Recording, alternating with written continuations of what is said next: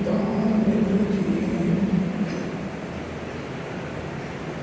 بسم الله الرحمن الرحيم الحمد لله الذي يؤمن الخائفين وينجي الصالحين ويرفع المستضعفين ويذع المستكبرين والصلاة والسلام والتحية والإكرام على أمينه وحبيبه وخيارته من خلقه وحافظ سره ومبلغ رسالاته العبد المرتضى والنبي المجتبى والرسول المصطفى أبي القاسم محمد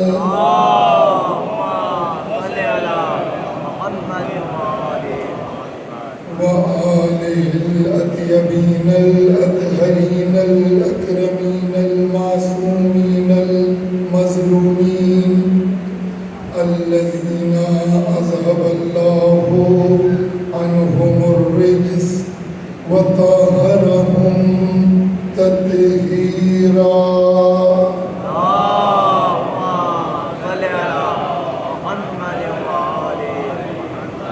لا سيما ابن الزهراء بقية الله وآيته الكبرى ولعنة الأبدية على أعدائهم أجمعين. أما بعد فقد قال الله الكريم في كتابه العظيم وجعلناهم أئمة يهدون بأمرنا وأوحينا إليهم فعل الخيرات وإقام الصلاة وإيتاء الزكاة وكانوا لنا عابدين.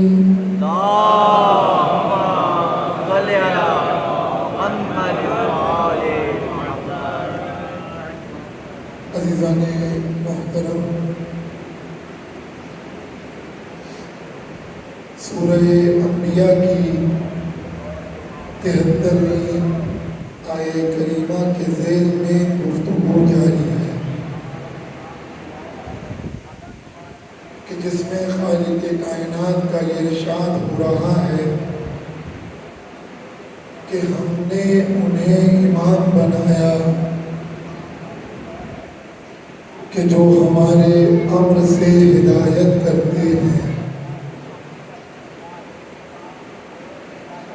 اور ہم نے ان کی طرف کار خیر کرنے کی، نمازوں کو قائم کرنے کی اور زکوٰۃ دینے کی وحی کی.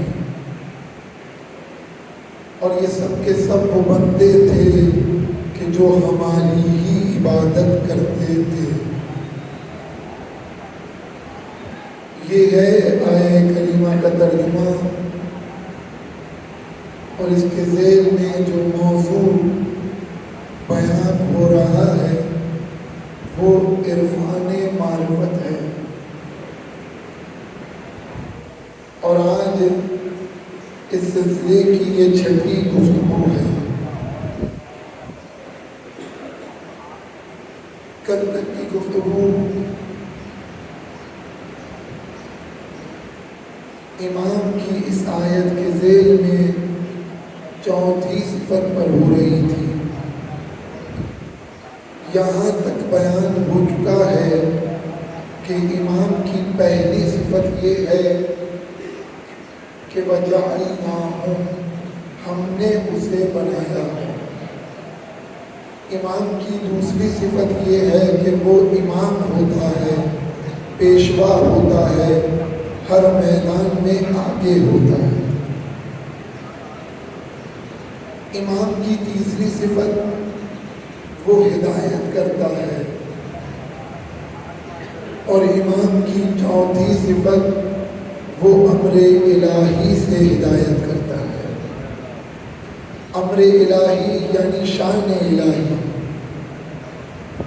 امر یہاں پر امر تشریعی نہیں ہے بلکہ امر تکوینی ہے۔ امام کی ہدایت چونکہ ہدایت تکوینی ہے لہذا امر تکوینی سے خدا کی ہدایت کرتا ہے۔ اس سے پہلے کہ میں گفتگو کو آگے بڑھاؤں، ہدایت کے حوالے سے چند باتیں عرض کرنا چاہتا ہوں۔ ہدایت کے کچھ شرائط ہوتے ہیں، جب تک وہ شرائط پوری نہ ہوں ہدایت کا مفہوم واضح نہیں ہوتا۔ خود ہادی کے کچھ شرائط ہیں اور جس کی ہدایت کی جا رہی ہے اس کے اپنے شرائط ہیں، اور جہاں ہدایت کی جائے گی اس مقام کے بھی کچھ تقاضے ہیں۔ نہ ہر کوئی ہدایت کر سکتا ہے، نہ ہر ایک کی ہدایت ہو سکتی ہے، نہ ہر جگہ ایسی ہے کہ جہاں ہدایت کی جائے۔ بعض لوگ اپنے تئیں یہ سمجھتے ہیں کہ ہم ہدایت کر رہے ہیں، دراصل دیکھا جائے تو وہ ہدایت نہیں کر رہے ہوتے بلکہ وہ ضلالت کر رہے ہوتے، یعنی گمراہ کر رہے ہوتے ہیں۔ وہ اپنے طور پر سمجھ رہے ہوتے ہیں کہ ہم ہدایت کر رہے ہیں، لیکن ہدایت کی شرائط ہیں۔ میں ایک مثال دوں تاکہ بات پہنچ جائے، بالکل محسوس مثال ہے۔ ہم میں سے کس نے حق دیا کہ ہم مسجد میں ایک بچے کا ہاتھ پکڑ کے اس کو مسجد سے باہر؟ ہمیں کس نے حق دیا ہے کہ ہم اس کا کان پکڑ کے اس کو باہر کر دیں؟ وہ شور کر رہا ہے، نہیں بچہ شور نہیں کرے گا تو پھر کیا کرے گا؟ یعنی آپ یہ چاہتے ہیں، ہم یہ سمجھتے ہیں کہ بچہ مسجد میں اس طرح سے آئے جس طرح سے ہم آ رہے ہیں، تو پھر آپ میں اور بچے میں کیا فرق ہے؟ ہم اپنے طور پر سمجھتے ہیں کہ ہم ہدایت کر رہے ہیں، ہم سمجھا رہے ہیں، لیکن میرے عزیزوں ہم ہدایت نہیں کر رہے، ہم سمجھا نہیں رہے ہیں بلکہ ہم اس بچے کو گمراہ کر رہے ہیں۔ ہمارے ایرانی استاد ہیں، انہوں نے ایک جوان پر اپنے انہی کے علاقے میں تحقیق کی کہ وہ مسجد سے منحرف ہے، مسجد نہیں آتا۔ جب بہت زیادہ تحقیق کی تو پتہ چلا کہ بچپنے میں کسی بزرگ نے انہیں ڈانٹ کر مسجد سے باہر کر دیا۔ دیکھ رہے ہیں اس کا اثر کیا ہوا کہ اسے مسجد سے نفرت ہو گئی۔ ہم آئے تھے ہدایت کرنے اور ہم نے ایک انسان کو گمراہ کر دیا۔ پیغمبر اکرم حضرت محمد مصطفیٰ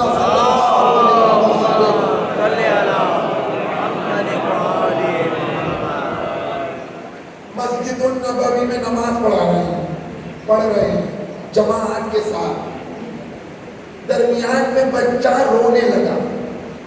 توجہ دیجیے گا میرے عزیزو، یہ مسائل کوئی معمولی سے مسائل نہیں ہیں، بڑے حساس مسائل ہیں۔ بچوں کو مسجد میں لے کر آئے، پریشان نہ ہو کہ بچے شور کر رہے ہیں، بچے ڈسٹرب کر رہے ہیں، وہ ڈسٹرب نہ کرے تو پھر بچے کیسے؟ میں نے تو ایسی جگہوں کو دیکھا ہے، پاکستان سے باہر آپ جا کر کے دیکھیں، خود مسجد کے اندر سینٹر بنے ہوئے ہیں، بچوں کے لیے کھیلنے کے لیے کمرے بنائے گئے ہیں تاکہ بچے مسجد سے مانوس ہو سکیں۔ ایک سلوات پڑھے محمد والے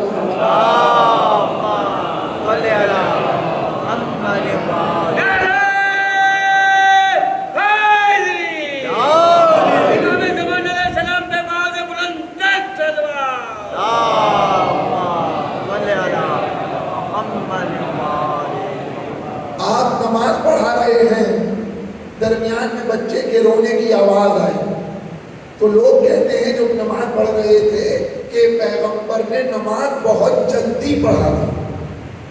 اس کے معنی کیا ہے؟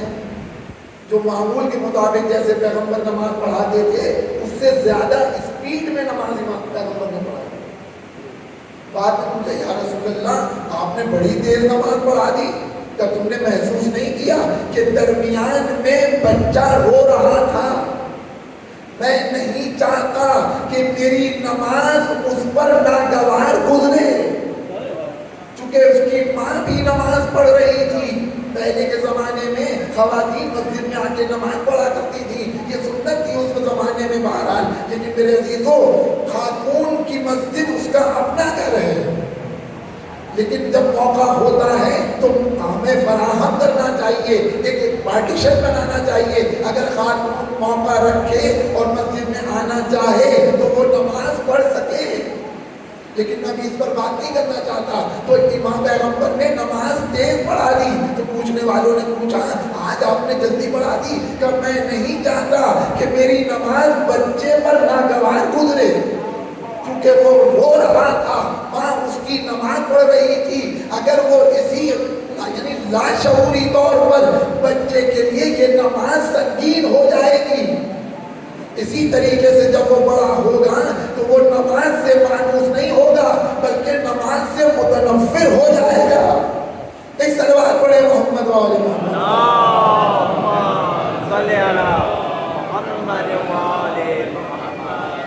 اچھا بات یہاں پر آئیے، بریکٹ میں ایک بات کہنا چاہتا ہوں۔ پیغمبر نے جو نماز تیز پڑھائی تو کیا نماز میں کوئی حرف آ گیا؟ اس کے معنی کیا ہے؟ اس کے معنی یہ ہے کہ کچھ لوگ اس سے کم اسپیڈ میں پڑھ رہے تھے اور پڑھ سکتے تھے، لیکن کوئی ہے کہ جو کہے کہ ہم نے پیغمبر سے بہتر نماز پڑھی؟ آیا پیغمبر جو نماز پڑھ رہے ہیں وہ حمد اور سورہ کے علاوہ کچھ پڑھتے ہیں؟ حمد کے بعد مستحب ہے کہ مثلاً پہلی رکعت میں سورہ قدر پڑھی جائے، دوسری رکعت میں مستحب ہے کہ مثلاً توحید پڑھی جائے۔ اور یہ مستحب کب ہوتی ہے؟ کہ جب پیغمبر عمل انجام دیتے ہیں، یعنی پیغمبر نے کیا ہے پھر مستحب ہوئی ہے۔ پیغمبر ہمارے اور آپ کی طرح مثلاً میری طرح بے عمل نہیں ہے کہ مثلاً کہہ کچھ رہے ہیں کر کچھ رہے ہیں، نہیں، جو کر رہے ہیں وہی کہہ رہے ہیں۔ یعنی خود حمد اور سورہ پڑھ رہے ہیں تو ہم سے بھی کہہ رہے ہیں کہ حمد اور سورہ پڑھو، مختصر سورہ پڑھو، تو ہم نے بھی حمد اور سورہ وہی پڑھا جو پیغمبر نے پڑھا۔ تو ہم میں سے کون ہے کہ جو کہے کہ ہم نے ویسی ہی نماز پڑھی جیسی پیغمبر نے پڑھی؟ کہہ سکتا ہے؟ جبکہ ظاہر میں حمد اور سورہ ایک ہی جیسا ہے، رکوع میں وہی ذکر پیغمبر پڑھ رہے ہیں جو ہم پڑھتے ہیں، سجدے میں پیغمبر وہی ذکر کر رہے ہیں جو ہم کرتے ہیں۔ تو پھر یہ فرق کیسے ہے؟ آپ کیوں نہیں کہہ پا رہے کہ ہماری نماز پیغمبر جیسی نماز نہیں ہے؟ یہ فرق کہاں سے پیدا ہوا؟ کہ فرق یہ اسی عرفان کا ہے، یہ فرق اسی معرفت کا ہے جس معرفت کے ساتھ پیغمبر سبحان اللہ کہہ رہے ہیں، اس معرفت کے ساتھ ہم سبحان اللہ نہیں کہہ رہے ہیں۔ ایک صلوات پڑھے محمد۔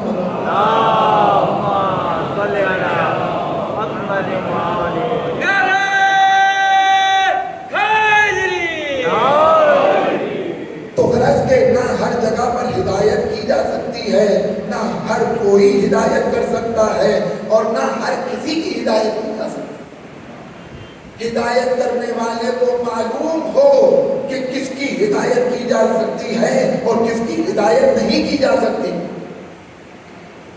انسان اس مینٹلٹی سے واقف ہو، اور کتنی مرتبہ آپ نے یہ واقعہ سنا ہے، لیکن اس لحاظ سے دیکھیں، ایک شخص ہے جو عمر رسیدہ ہے لیکن وضو غلط کر رہا ہے، کتنی مرتبہ سنا ہے ہم نے یہ بات؟ امام حسن اور امام حسین کا بچپنا ہے علیہم الصلوۃ والسلام۔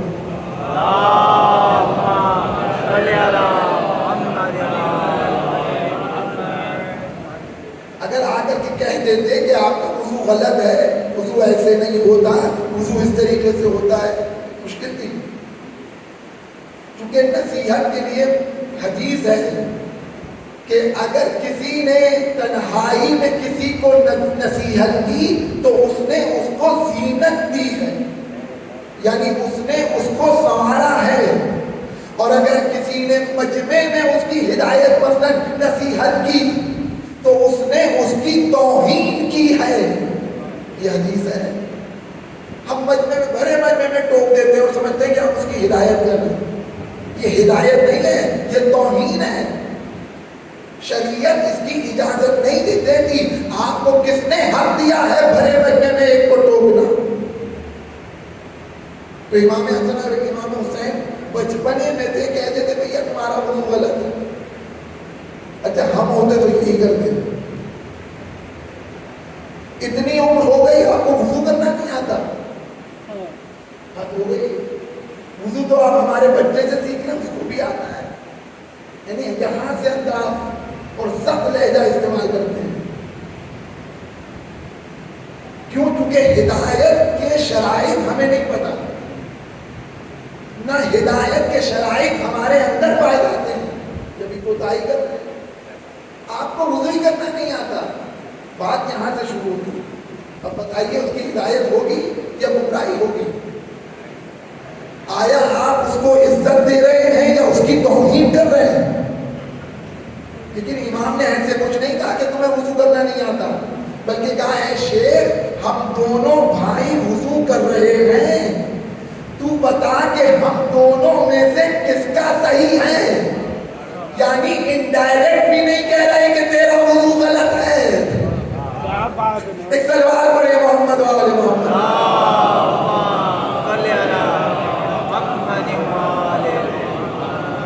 یعنی ڈائریکٹ تو کہنا دور کی بات، انڈائریکٹ بھی غلطی کو اس کی طرف نہیں موڑ رہے ہیں، بلکہ اصلاح کو اپنی طرف موڑ رہے ہیں کہ بتا کہ ہم دونوں میں سے کس کا وضو صحیح ہے.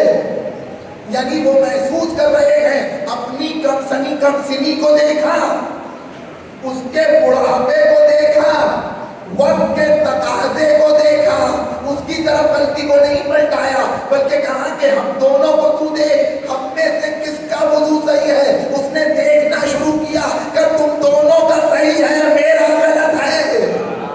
ایک سلوات پڑھے محمد والے محمد.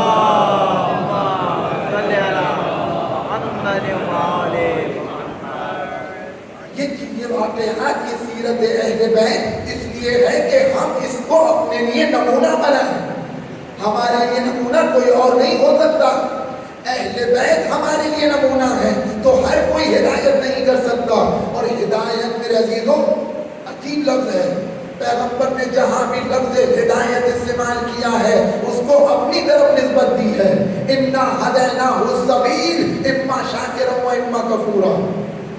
ہم نے ہدایت کا راستہ بتایا. انا ہدیناہ النجدین، ہم نے دونوں راستوں کی رہنمائی کی ہے. انا علینا للہدی، ہم پر ذمہ داری ہے کہ ہم ہدایت کریں.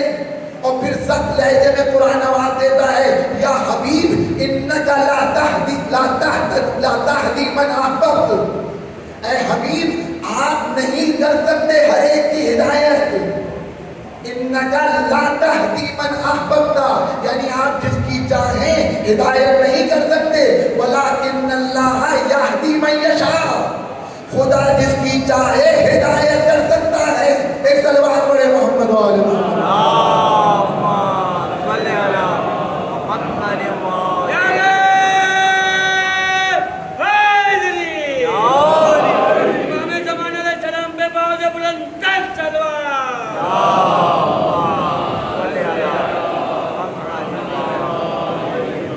تو غرض کی یہ ایک داخلی مثال تھی. ایک اور مثال دوں تاکہ بات اور واضح ہو جائے.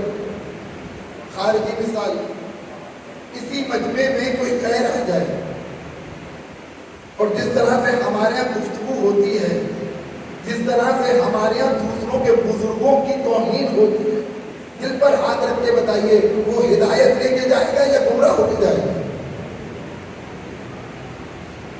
اہل بیت کا ذکر کس لیے ہونا چاہیے؟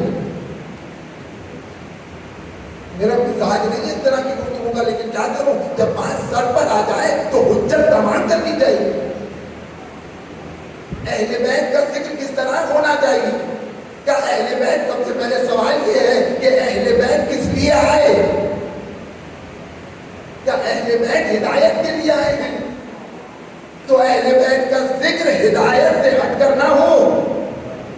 یعنی ہم علی کا ذکر اس لیے نہیں کرتے کہ کوئی چلے.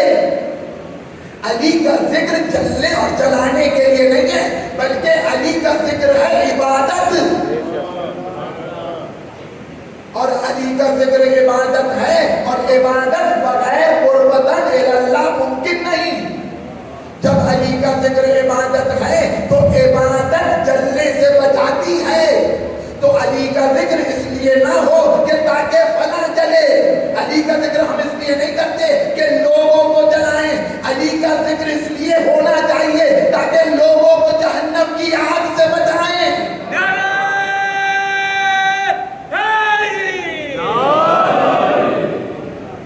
اب وہ اس کا نصیب ہے کہ ہم ذکر کرتے ہیں تو وہ جلے، لیکن ہماری نیت یہ نہیں ہونی چاہیے کہ ہم اس کو جلا رہے ہیں. نہیں، بلکہ ذکر علی ابن ابی طالب، ذکر اہل بیت علیہم الصلوۃ والسلام اس لیے ہونا چاہیے کہ غیروں کو اپنا بنا دیں گے.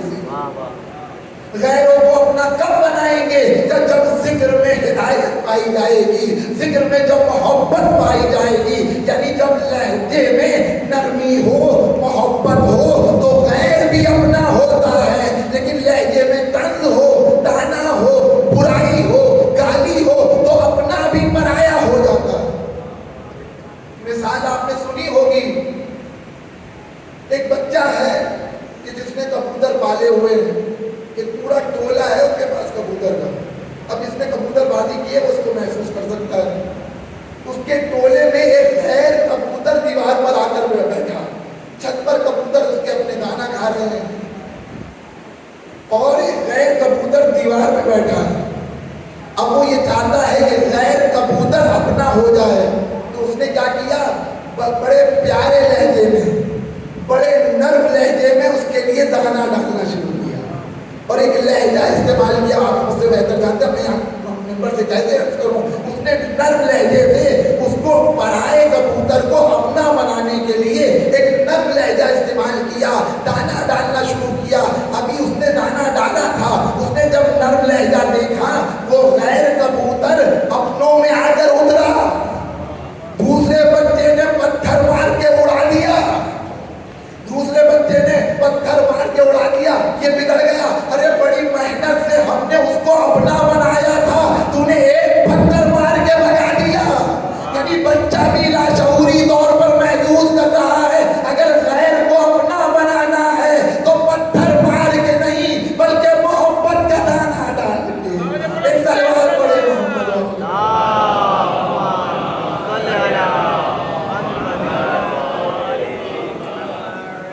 تو غرض کے ایمان جو ہدایت کر رہا ہے وہ ہدایت شان الہی سے کرتا ہے. غرض یہ 4 صفتیں میں نے کل تک آپ کے سامنے بیان کی تھی. 5ویں صفت وَجَعَلْنَاهُمْ أَئِمَّةً يَهْدُونَ بِأَمْرِنَا وَأَوْحَيْنَا إِلَيْهِمْ. 5ویں صفت ایمان کی کیا ہے؟ ہم نے ان کی طرف وحی کی. یعنی امام وہ ہوتا ہے کہ جس پر وحی آتی ہے.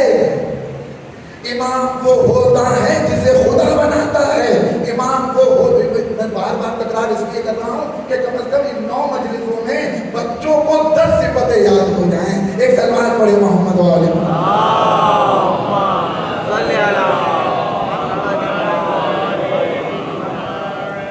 امام وہ ہوتا ہے کہ جسے خدا بناتا ہے. امام وہ ہوتا ہے کہ جو امام ہوتا ہے. امام وہ ہوتا ہے کہ جو ہدایت کرتا ہے. امام وہ ہوتا ہے جو امر الہی سے ہدایت کرتا ہے. 5ویں صفت امام وہ ہوتا ہے کہ جس پر وحی آتی ہے. وحی کی 2 قسمیں ہیں. ایک وحی ہے وحی تشریعی، اور ایک وحی ہے وحی غیر تشریعی. جو لوگ اعتراض کرتے ہیں کہ وحی فقط خاص ہے نبوت کے لیے، رسالت کے لیے، اور اس کے علاوہ کسی پر وحی نہیں آتی ہے، اسی لیے میں ان کے لیے بیان کر رہا ہوں میرے عزیزو، قرآن نے وحی کی مختلف اقسام ہیں جو بیان کی ہیں. ایک وحی ہے غیر تشریعی اور ایک وحی ہے تشریعی. وحی تشریعی وہ ہے کہ جو نبوت کے ساتھ خاص ہے، وحی تشریعی وہ ہے کہ جو رسالت کے ساتھ خاص ہے، یعنی جس میں شریعت اتر رہی ہے، پیغام الہی اتر رہا ہے، احکام اتر رہے ہیں نبوت کے ذریعے. وحی یعنی رابطہ ہے پروردگار کا، نبی کا، رسول کا خدا سے. یہ وحی تشریعی ہے. لیکن ایک وحی ہے وحی غیر تشریعی، اور اس کے الگ الگ معنی ہیں جو قرآن نے بیان کیے ہیں. پہلا معنی اوحا ربک الی النحل، تمہارے پروردگار نے شہد کی مکھی پر وحی کی. یعنی شہد کی مکھی پر بھی وحی آتی ہے، لیکن یہ وحی غیر تشریعی ہے. اس کے معنی کیا ہے؟ کہ اس کے معنی یہ ہے کہ شہد کی مکھی کے اندر مالک نے ایک فطرت رکھی ہے، اس فطرت پر اس کو حل کیا ہے، اس کی طرف اشارہ ہے. یعنی ایک وحی کا معنی جو غیر تشریعی ہے فطرت کو بیان کر رہا ہے، اور دوسری وحی اوحینا الی ام موسیٰ، ہم نے مادر موسیٰ کی طرف وحی کی. اس کے معنی کیا ہے؟ کہ ہم نے مادر موسیٰ کو خواب میں دکھایا یا الہام کیا. یعنی وحی کا دوسرا معنی الہام کا ہے. ہم نے مادر موسیٰ پر وحی کی یعنی الہام ڈالا. مادر موسیٰ میں کیا ڈالا؟ کہ تم اپنے بچے کو دودھ پلاؤ، دودھ پلا کر صندوق کے حوالے کرو، اور صندوق کے حوالے کر کے دریا بند کر دو، اور خوف زدہ نہ ہونا، محزون نہ ہونا. اِنَّا رَادُّوهُ إِلَيْكِ، ہم اس کو ضرور تمہاری طرف پلٹائیں گے. وَجَاعِلُوهُ مِنَ الْمُرْسَلِينَ، اور ہم اس کو رسولوں میں سے قرار دیں گے. میرے عزیزو آپ مجھے بتائیے یہ الہام مادر موسیٰ پر کب آیا؟ کہ جب موسیٰ پیدا ہوئے ہیں، ابھی آغوش مادر میں ہیں، لیکن وحی کے ذریعے سے پروردگار نے مادر موسیٰ پر علم غیب الہام کیا. دل پر ہاتھ رکھ کے بتائیں مادر موسیٰ کو یہ علم غیب ہے کہ نہیں کہ میرا بچہ واپس پلٹے گا، میرا بچہ محفوظ رہے گا، میرا بچہ نبی بنے گا، میرا بچہ رسول بنے گا. یہ مادر موسیٰ کو اس کا علم غیب ہوا کہ نہیں ہوا؟ کہ ہوا. تو جب مادر موسیٰ پر علم غیب ہو سکتا ہے تو مادر موسیٰ پر علم غیب کیسے نہیں؟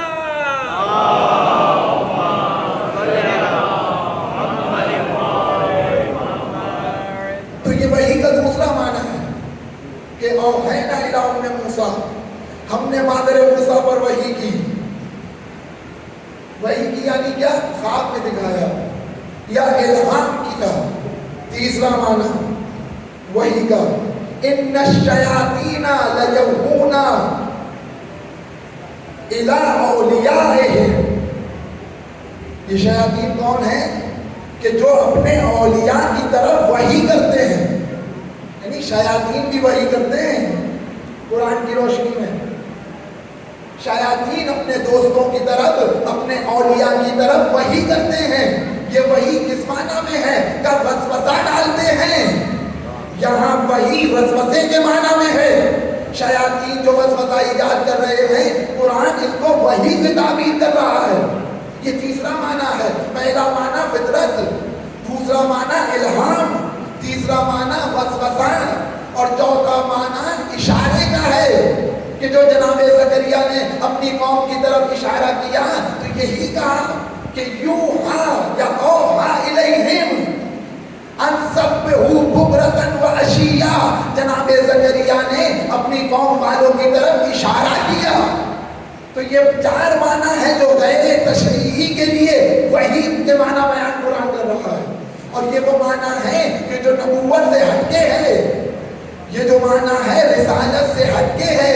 اس کے معنی یہ ہے کہ نبی کے علاوہ بھی وحی آ سکتی ہے، رسول کے علاوہ بھی وحی آ سکتی ہے. اور رسول کے لیے جو وحی کا لفظ استعمال ہوا ہے وَمَا كَانَ لِبَشَرٍ युकल्लिमुहु अल्लाहु इल्ला वहया,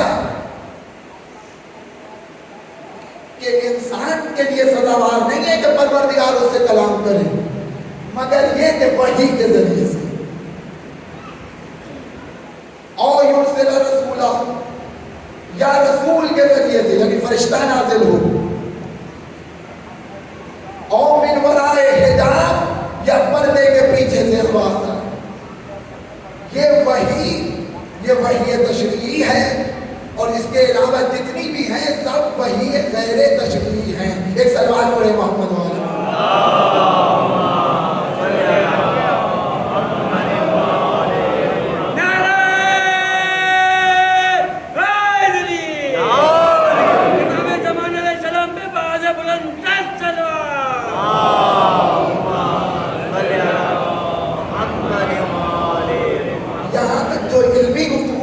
आपके सामने की, लेकिन जरा सी तवज्जो चाहिएगा। इस खुद वही के माना क्या है? का वही के माना है एक रब्त कायम होना, यानी परवरदिगार का बंदे से राबता कायम होना। यानी इमाम वो होता है कि जो खुदा से भी राबते में हो, बंदे से भी राबते में हो। अच्छा, ये राबता कायम क्यों चाहता है परवरदिगार? कि मुझसे भी राबता बरकरार करे और बंदे से भी राबता बरकरार करे। वही के लुग़वी माना जो ये बयान किए गए हैं, या इशारे के माना बयान किए गए हैं, या राबते के माना बयान किए गए हैं, ये जो कहा जा रहा है औहैना इलैहिम फ़िअल खैरात, हमने इनकी तरफ वही की, यानी हमने इनसे राबता बरकरार किया। परवरदिगार तूने इनसे राबता बरकरार क्यों किया? क्या हम ये चाहते हैं कि हम इनको अपना और तुम्हारा वास्ता करार दें, वसीला करार दें। ये वसीला है, खुदा नहीं, ये वास्ता है, खुदा नहीं। इसलिए कि वास्ता अगर खुदा हो तो वास्ता नहीं बन सकता, अगर बंदा आम बंदा हो तब भी वास्ता नहीं बन सकता।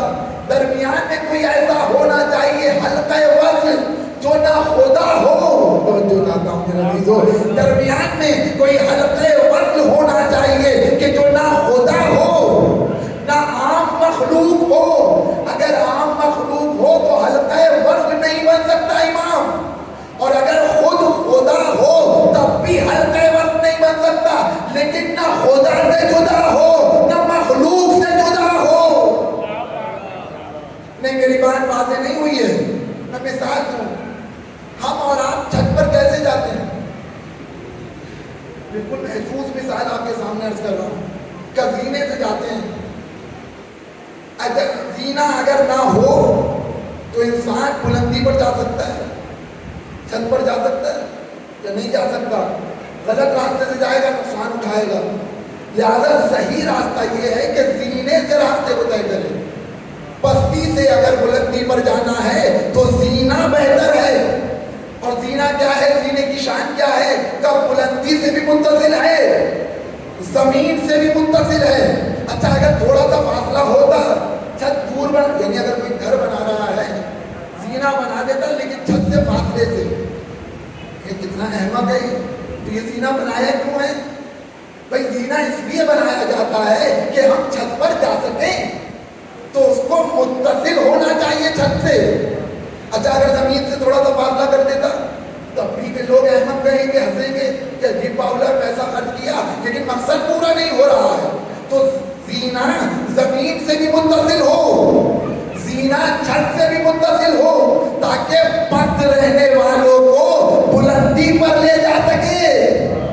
इमाम इसी जीने की मिसाल है का खुदा से भी मुत्तसिल हो, बंदे से भी मुत्तसिल हो, ताकि बस्ती में रहने वाले बंदे को बुलंदी और कमाल तक ले जा सके। एक सलवात पढ़े मोहम्मद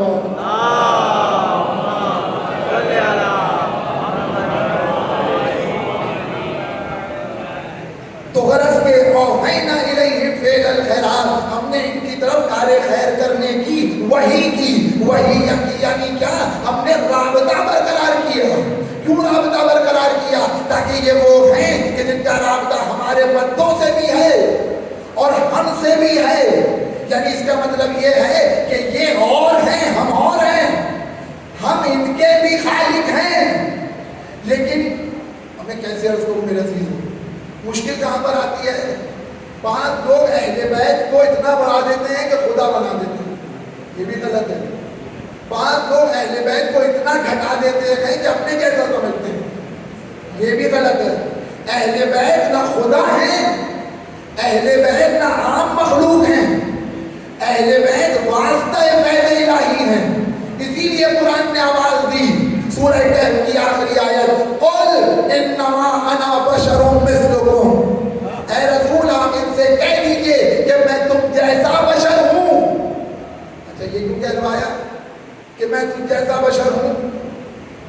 39-40 سال کی عمر ہو گئی ہے، ان عمر میں اپنی بات کر رہا ہوں، پورا تجربہ میرا گزرا ہے، کتنے لوگوں سے ملاقات ہوئی ہے، کسی نے آ کر مجھ سے نہیں کہا کہ معاف کیجیے گا کہ میں آپ جیسا ہی انسان ہوں۔ آپ سے کسی نے کہا ہے میں بالکل آپ کے ہی جیسا بشر ہوں؟ یہ کیسی باتیں کر رہے ہو؟ وہ تو دکھائی دے رہا ہے کہ تم ہم جیسے ہی ہو، اور اگر دکھائی نہیں دے رہا تو کم از کم سنائی دے رہا ہے، تو پھر کیوں پیغمبر سے کہلوایا کہ اے رسول آپ کہہ دیجئے کہ انا بشر مثلکم، میں تم جیسا بشر ہوں۔ کیوں؟ اس لیے کہ ہم نے دیکھا ہے ایک گروہ وہ ہے کہ جس نے عزیر کو خدا کا بیٹا کہا، قالت الیہود عزیر ابن اللہ، یہود کہتے ہیں کہ عزیر خدا کا بیٹا ہے، عزیر خدا کے بیٹے ہیں، اور عیسائیوں نے عیسیٰ کو خدا کا بیٹا مانا۔ وقالت النصارى عیسی ابن اللہ، عیسیٰ اللہ کے بیٹے ہیں۔ کہ ہمیں خطرہ تو یہی ہے کہ یہ عزیر اور عیسیٰ کو دیکھ کر خدا کا بیٹا کہہ رہے ہیں کہ جب میں اپنے نور اول، خلق اول، کمال اول اور لولا لما خلقت الافلاک کے مالک کو بھیجوں گا، کہیں اسے یہ خدا نہ کہہ دیں۔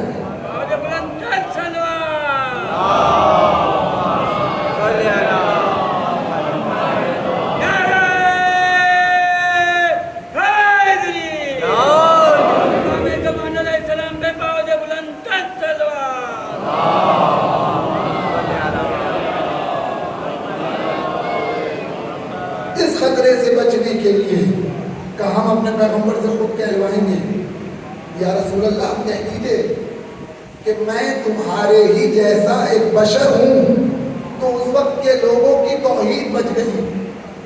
توجہ کیجئے گا، اس وقت کے لوگوں کی توحید بچ گئی۔ کیسے بچ گئی؟ پیغمبر کو کسی نے خدا کا نہ بیٹا کہا، نہ ماموں کہا، نہ چچا کہا، نہ خالو کہا، نہ حتیٰ خدا کہا۔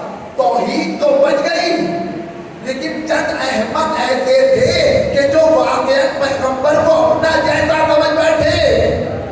کیا ہم جیسے ہی تو ہیں؟ بل فرق ہم میں اور پیغمبر میں کوئی فرق نہیں ہے۔ ہماری طرح کھاتے پیتے ہیں، جیسے ہم کھاتے پیتے ہیں یہ بھی کھاتے پیتے ہیں، جیسے ہمارے بیوی بچے ہیں ان کے بھی بیوی بچے ہیں، جیسے ہم زندگی گزارتے ہیں ویسے یہ بھی زندگی گزارتے ہیں، کوئی فرق نہیں ہے ہم میں اور ان میں۔ اچھا بالکل فرق نہیں ہے، تو پھر آپ میں اور جانور میں بھی کوئی فرق نہیں ہے؟ آپ بھی کھاتے پیتے ہیں، جانور بھی کھاتے پیتے ہیں، آپ بھی سوتے ہیں وہ بھی سوتے ہیں، ان کے بھی بچے ہیں آپ کے بھی بچے ہیں، تو آپ میں اور جانور میں فرق نہیں ہے؟ کہ نہیں ہم ان سے ممتاز ہیں۔ کیسے ممتاز ہیں؟ کہ پروردگار نے ہمیں نطق دیا ہے، پروردگار نے ہمیں عقل دی ہے، اور یہ ہمیں ممتاز کرتی ہے۔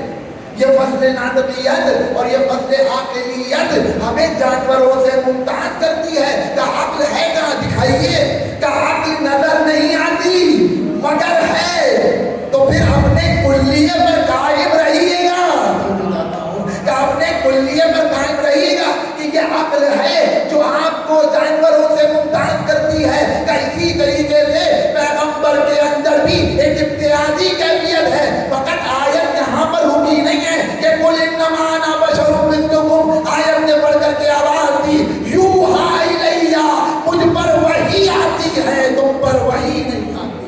ایک سلوات پڑھے محمد وحمد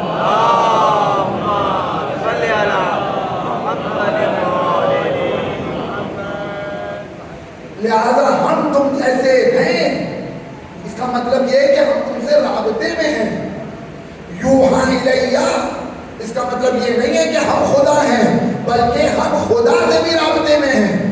پروردگار نے ہمیں واسطہ بنایا ہے تاکہ ہم پیغام کو لیں اور تمہیں پہنچائیں کہ تم سے خدا کیا چاہتا ہے۔ لیکن لوگوں نے دھوکہ کھایا اور گمان کیا کہ پیغمبر ہم جیسے، لیکن پیغمبر نے کہا کہ کہیں یہ گمان یقین میں نہ بدل جائے۔ تو کیا کیا پیغمبر نے؟ ابھی تو گمان ہے، شک ہے کہ شاید پیغمبر ہم جیسے ہیں، کہیں یقین میں تبدیل نہ ہو جائے۔ تو پیغمبر نے کیا کیا؟ پیغمبر نے صیغہ اخوت قائم کیا، ایک کو دوسرے کا بھائی بنایا، لیکن کسی کو اپنا بھائی نہیں بنایا کہ کہیں ان کا گمان یقین میں نہ بدل جائے کہ واقعی پیغمبر ہم جیسے ہیں۔ اس کو اپنا بھائی بنایا کہ جو واقعی پیغمبر جیسا تھا۔ ایک سلوات پڑھے محمد اور محمد۔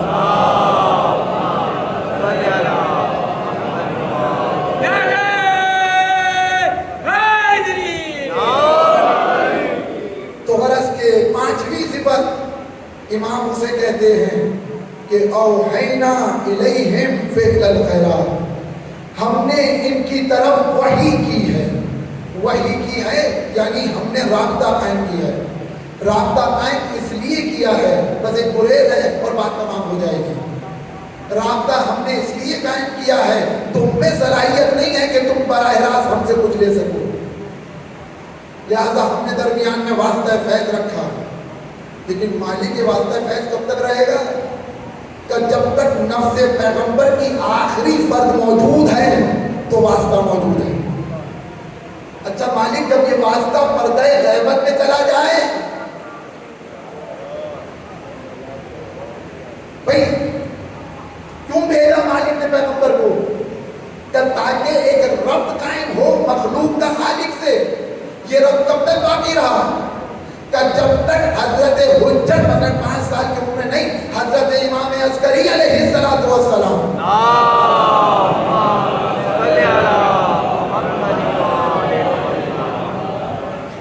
ظاہر ہیں تو یہ رابطہ قائم ہے، وہی کا سلسلہ قائم ہے۔ لیکن جب وہ غیبت میں چلے گئے تو نفس غرض لازم آیا کہ نہیں آیا؟ اب کون ہے کہ جو براہ راست مالک سے رابطہ برقرار کرے؟ کہ جو براہ راست مالک سے رابطہ برقرار کر رہا تھا وہ تو غیبت میں ہے۔ کہ نہیں ہم غیبت میں ہیں لیکن مالک سے ہمارا رابطہ ٹوٹا نہیں ہے۔ اب ہم تمہارے درمیان ایسے علماء چھوڑ رہے ہیں کہ جن کا رابطہ ہم سے ہے۔ ایک سلوات پڑھے محمد اور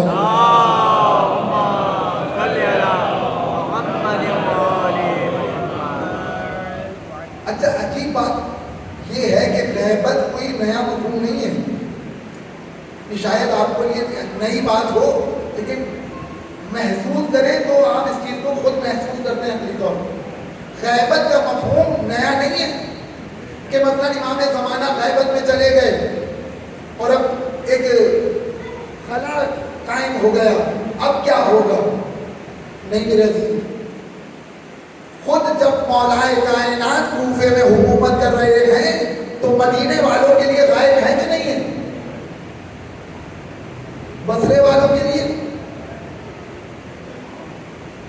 یمن والوں کے لیے وہاں بھی موجود ہے، یا اپنا نائب بھیج رہے ہیں، اپنا کسی کو گورنر بنا کے بھیج رہے ہیں، تو مولا اس کو کیوں بھیج رہے ہیں؟ یہ تو معصوم نہیں ہے آپ کی طرح، کہ نہیں معصوم تو نہیں ہے لیکن ہم سے رابطے میں ہے۔ دیکھ رہے ہیں آپ، غیبت کا مفہوم ظہور میں بھی موجود ہے کہ جہاں امام موجود ہیں وہاں بھی غیبت کا تصور ہے۔ امام اپنا نمائندہ بنا کر کے بھیج رہے ہیں۔ امام صادق علیہ السلام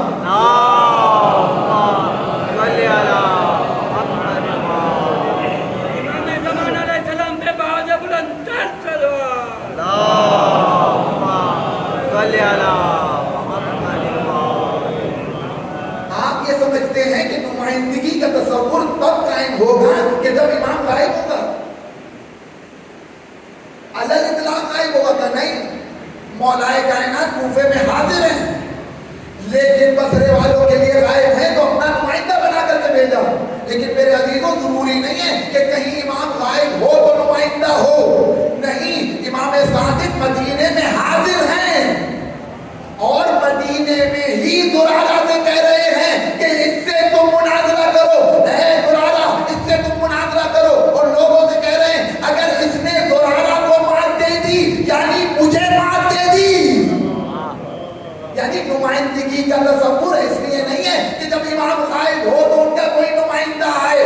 امام موجود ہیں تب بھی امام کے نمائندے موجود ہیں. ایک صلوات پڑھے محمد.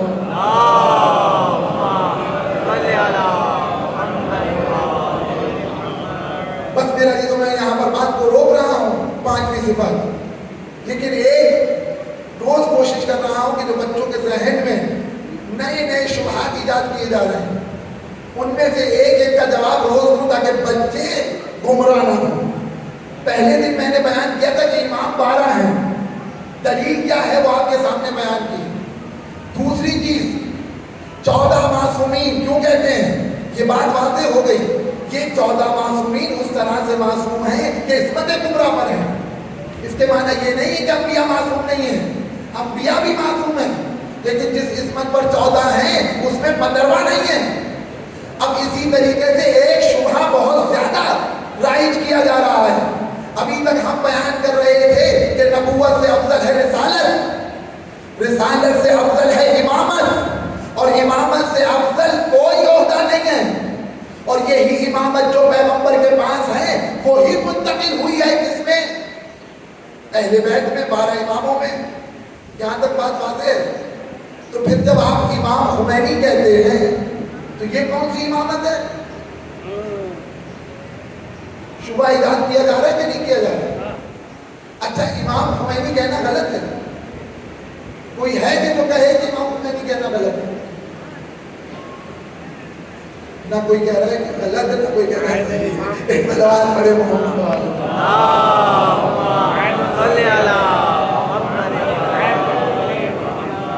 یہ شبہ بچوں کے ذہن میں ڈالا جا رہا ہے کہ نہیں ڈالا جا رہا ہے؟ دونوں طرف سے کوئی افراطی ہے تو کوئی تفریطی ہے. آیا امام خمینی کہنا صحیح ہے یا غلط ہے؟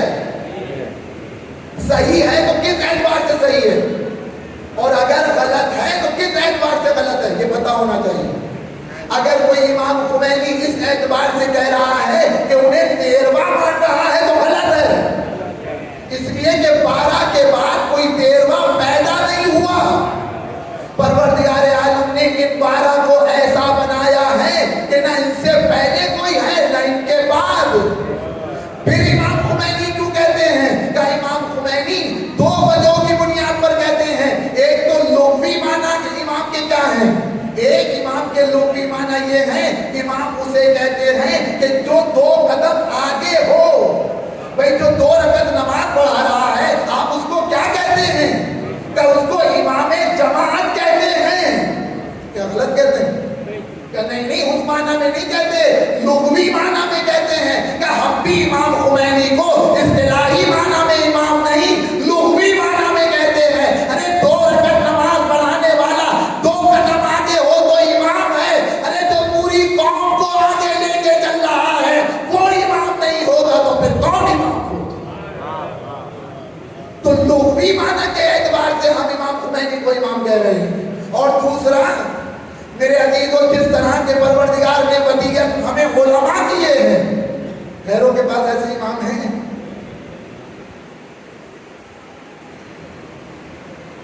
ہم نے امام خمینی کو 12 کے مترادف جان کر امام نہیں کہا ہے بلکہ 4 کے متقابل جان کے امام کہا ہے. جب ویسے امام ہو سکتے ہیں تو یہ بے طریقے اور آئے امام.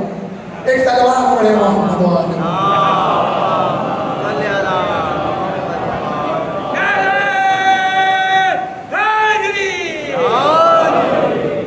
لہذا ان شبہات سے بچنے کی ضرورت ہے کہ مثلا اگر آج امام مجتبیٰ خامنہئی کو امام کہا جا رہا ہے تو اس معنی میں نہیں کہا جا رہا بلکہ لیڈری کر رہے ہیں، رہنمائی کر رہے ہیں اپنے جوانوں کی، اپنی قوم کی، اپنی ملت کی. تو لہذا امام خامنہئی کہنے میں بخار نہیں کرنا چاہیے. اور جن کو بخار چڑھتا ہے میرے تو دل پر ہاتھ رکھ کے بتائیے صحیح کہہ رہا ہوں کہ غلط کہہ رہا ہوں، جن کو بخار چڑھ رہا ہے انہیں اہل بیت سے محبت نہیں ہے، اہل بیت کی محبت میں نہیں جڑ گئے کہ ان کو امام کیوں کہہ دیا، اہل بیت سے محبت نہیں ہے، انہیں رہبر سے بغض ہے۔ بھائی جس طریقے سے جو صحابہ کا رٹا لگا کر اور صحابہ کے بارے میں کہتے ہیں کہ مثلا صحابہ کو یہ نہ کہو، صحابہ کو وہ نہ کہو، انہیں صحابہ سے محبت نہیں ہے، اہل بیت سے بغض ہے۔ ایک صلوات پڑھے محمد والے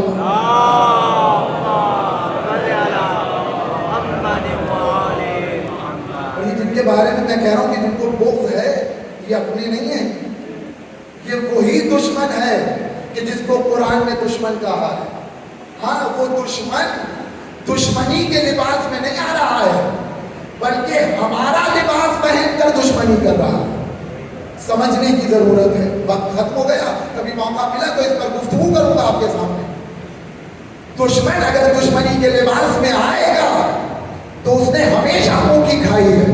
اب وہ سمجھ گیا ہے کہ اسلام سے دشمنی کے لباس میں جیت نہیں سکتے بلکہ اب اسلام کا لباس اوڑھو، اور اب آ کر کے ان کے اسلام کے جو حقائق ہیں ان میں رخنہ اندازی کرو۔ غلط کہہ دیا، صلوات پڑھے محمد والے محمد۔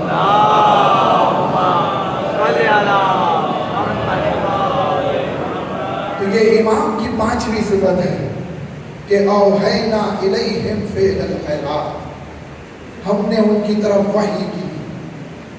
وحی یعنی رابطہ قائم کیا۔ رابطہ کیوں قائم کیا؟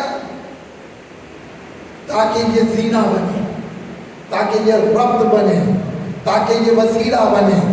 یہ ساری لفظیں ہیں جو میں عرض کر رہا ہوں قرآن کی آیات کی روشنی میں عرض کر رہا ہوں، تاکہ یہ وسیلہ بنے کس کے درمیان کا؟ مخلوق اور خالق کے درمیان، تاکہ مخلوق کو باکمال بنا سکے۔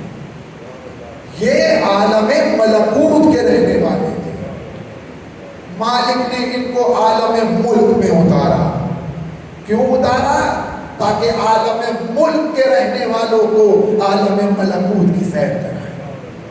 نہیں میں آسان لفظ کروں تاکہ بچے بھی میں محسوس کریں، اہل بیت اوپر رہنے والی مخلوق تھی، انہیں نیچے اتارا تاکہ نیچے والوں کو اوپر لے جا سکے، عالم ملکوت کی سیر کرائیں عالم ملک کے رہنے والوں کو، دنیا کے رہنے والوں کو عالم بالا کی سیر کرائیں۔ مالک نے اس لیے کائنات میں اہل بیت کو بھیجا تھا، لیکن جب وہ ہمارے درمیان آئیں تو انہیں ستایا جائے، انہیں رلایا جائے، یعنی اتنا ستایا گیا، اتنا ستایا گیا۔ آپ نے کہاں دیکھا ہے کہ اگر کوئی دشمن آپ کے دروازے پر آئے پانی مانگے اور آپ اسے منع کر دیں؟ یعنی وہ کہ جو آیا تھا ہدایت کے لیے، وہ اپنے 6 مہینے کے بچے کو میدان میں لایا ہے چند قطرے پانی کے لیے، پانی کے بدلے میں کیا دیا؟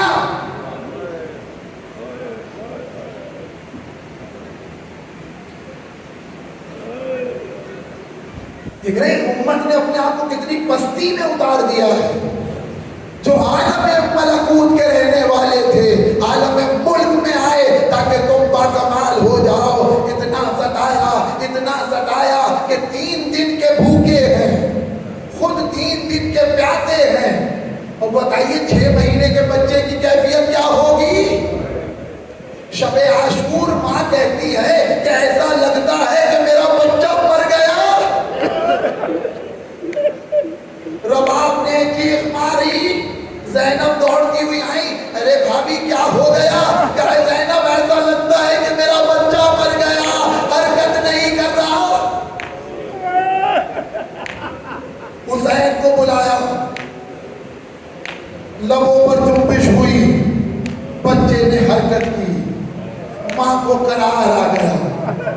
صبح عاشور ایک ساتھی جاتا رہا، ایک لڑکے جاتا رہا۔ جب دل کے ٹکڑوں کی باری آئی تو کبھی اکبر میدان میں ہے، کبھی اونو محمد میدان میں ہے، اسی طریقے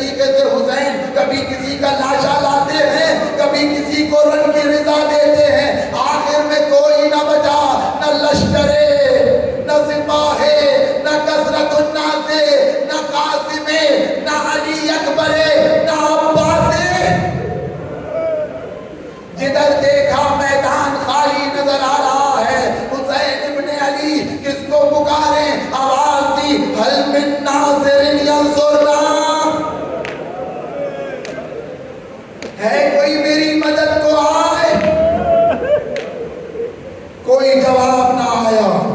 جب اپنی نصرت سے حسین مایوس ہو گئے تو اہل حرم کے لیے نصرت دریافت کی، آواز دی، حل من صاحب یذب عن حرم رسول اللہ، ہے کوئی حرم رسول کی حفاظت کرنے والا؟ کہیں سے کوئی جواب نہ آیا، لیکن بیویوں کے رونے کی آواز آئی۔ میرا عزیزو، حسین کا کوئی استغاثہ خالی نہیں گیا ہے۔ ایک مرتبہ ندا دی، حل من ناصر، ظافر دن آئے، امام نے واپس کر دیا۔ ایک مرتبہ ندا دی، حل من ناصر ینصرنا، تاریخ کہتی ہے سید سجاد اپنے خیمے سے گھٹنیوں جلتے ہوئے آئے، امام نے واپس کر دیا، اے سید سجاد تمہارا جہاد کربلا نہیں ہے، تمہارا جہاد کوفہ ہے، شام ہے۔ اب جو کہا حل من صاحب یذب عن حرم رسول اللہ، بیویوں میں کوہرام مچا، حسین گھوڑا دوڑاتے ہوئے پشت خیمہ پر آئے، زینب کیا ہو گیا؟ ابھی تو میں زندہ ہوں۔ اے بھیا، آپ کی آواز میں اتنا درد تھا، اصغر نے چولہے سے گرا دیا۔ ہائے جو شب عاشور حرکت نہیں کر پا رہا تھا، امام کی آواز پر اپنے آپ کو چولہے سے گرا دیا۔ 6 مہینے کا ہے لیکن عرفان امامت رکھتا ہے۔ اے بابا مایوس نہ ہو، اگر اکبر نہیں ہے تو میں موجود ہوں۔ کل آؤ زینب، اصغر کو لاؤ، لے کر کے چلے۔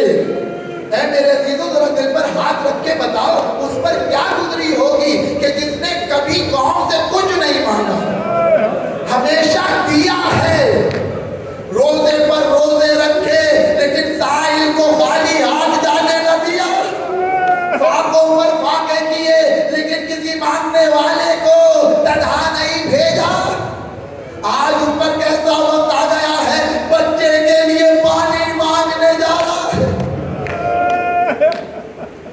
ہر ایک قدم پر سوچتے تھے سمت مصطفیٰ، ہر ایک قدم پر سوچتے تھے سمت مصطفیٰ، ارے لے تو چلا ہوں فوج عدو سے کہوں گا کیا، نہ مانگنا ہی آتا ہے مجھ کو نہ التجا، منت بھی کروں گا تو وہ دے گے کیا بھلا، پانی کے واسطے نہ سنے گے عدو میری، بچے کی جان جائے گی اور آبرو میری۔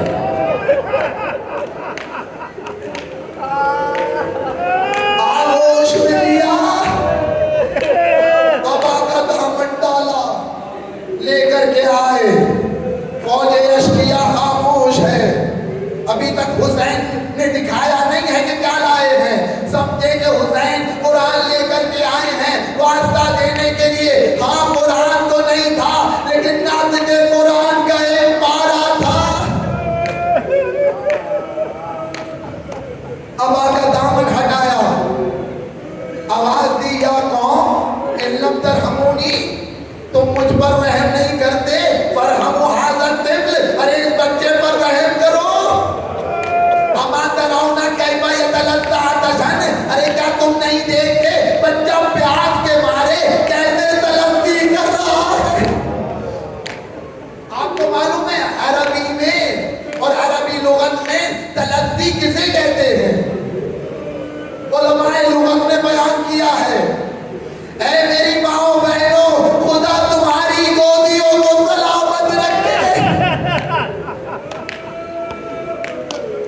علماء فرماتے ہیں کہ مچھلی کی جب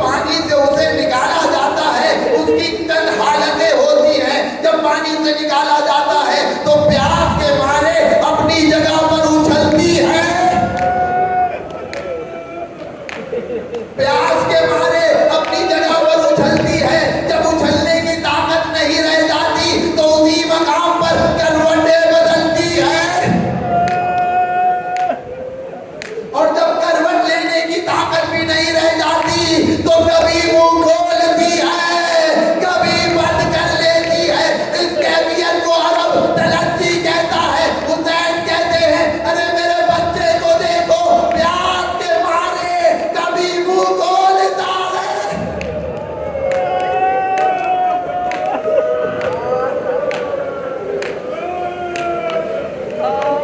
فوج اشقیاء میں کوہرام مچا، عمر سعد پریشان ہوا، آواز دی اینا اینا حرملا ابن کلام الحسین، اے حرملا کہاں ہے؟ حسین کے کلام کو منقطع کر حرملا صفوں کو چیرتا ہوا آگے آیا، پتہ نہیں تو نہیں پڑا، جانا مجلس تمام ہو گئی۔ اس